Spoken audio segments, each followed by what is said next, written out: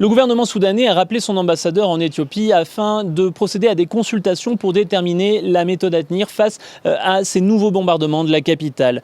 Des drones en provenance de Bahir-Dar, une ville éthiopienne, selon le gouvernement soudanais, ont bombardé Khartoum, l'aéroport et des bâtiments militaires situés à proximité. Et toujours selon l'armée, ces drones étaient pilotés par les Émirats arabes unis qui, on le sait, soutiennent les forces de soutien rapide dans la guerre au Soudan. Ces bombardements, ils ont soulevé l'indignation de très nombreux pays et organisations internationales. Le Qatar, l'Arabie Saoudite, l'Égypte, l'Union européenne ou encore les États-Unis.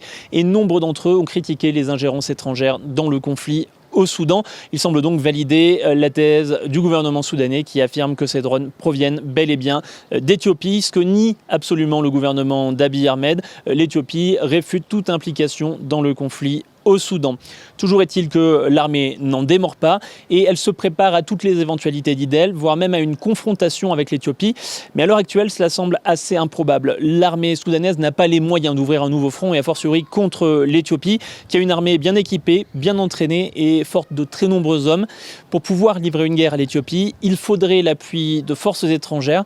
Or, l'Égypte et l'Érythrée sont alliées avec le Soudan et elles sont ennemies avec le gouvernement d'Abiy Ahmed, le Premier ministre éthiopien. Donc si une guerre à l'heure actuelle semble improbable, elle n'est toutefois pas totalement à exclure.